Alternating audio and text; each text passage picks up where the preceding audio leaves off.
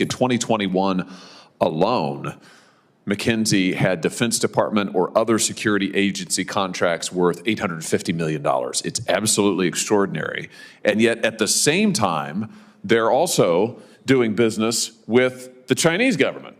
They are simultaneously taking $1 billion from the United States and its security agencies and also getting money from not just China in general, from the Chinese government and Chinese-controlled entities. Welcome back to the channel, everyone. Today we're diving into a powerful moment in the Senate as Senator Josh Hawley confronts a Democrat witness over McKinsey and Company's connections with both the United States and Chinese governments. This heated exchange raises serious questions about national security, conflict of interest, and corporate responsibility. Stick with me as we break down what happened, why it matters, and how this could affect America's interests on a global scale. Senator Hawley kicks things off by addressing Dr. Doshi, the Democrat witness, about McKinsey's extensive contracts with the United States government.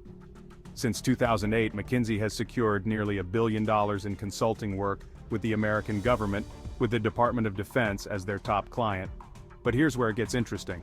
Hawley points out that McKinsey also has significant ties to the Chinese government. Senator Hawley, you're recognized for your questions. Thank you very much, Mr. Chairman. Thank you for calling this hearing. Thanks to each of the witnesses for being here today on this important topic. Dr. Doshi, if I could just start with you. Since 2008, the McKinsey Company has done nearly $1 billion in consulting work for the United States government. $1 billion. And its top client has been the Defense Department. In fact, it's got contracts with the Defense Department, with the U.S. Department of the Navy, with the Homeland Security Department, with Customs and Border Patrol. I think in 2021 alone, McKinsey had Defense Department or other security agency contracts worth $850 million. It's absolutely extraordinary. And yet at the same time, they're also doing business with the Chinese government. They are simultaneously taking $1 billion from the United States and its security agencies and also getting money from not just China in general, from the Chinese government and Chinese-controlled entities. Explain to us why that is a problem. I think any normal American who's sitting out there and hears that would be absolutely outraged by it, and rightly so. Why are they getting taxpayer money advising our military and simultaneously advising the Chinese military? But just explain to us, why is this a national security concern? Well, thank you, Senator Hawley.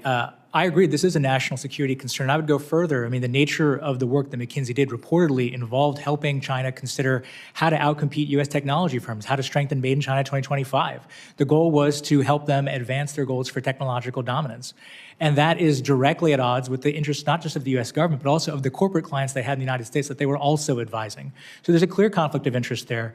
And it's also, the kind of conflict of interest that even if McKinsey had exercised better judgment about the projects it took on, other firms doing business in China are getting raided by the Chinese government. Oftentimes, that means that their data is no longer secure. And if they have U.S. client data on those servers, well, that's now Chinese data. So there's a lot of concerns, I think, that we can raise here. One is the nature of the work. Another is being a vector for the transfer of information and data. And there's a third concern, too, which is that some of these firms have mutually irreconcilable obligations to the United States and to China. China's basically saying, if you want to comply with the subpoena from this committee, you can't, because we have a data security law saying you can. That's three different kinds of conflicts beyond the one, Senator, that you just identified. Well, that's terrific. He questions how a company can serve two major powers that are often at odds with one another without compromising America's national security.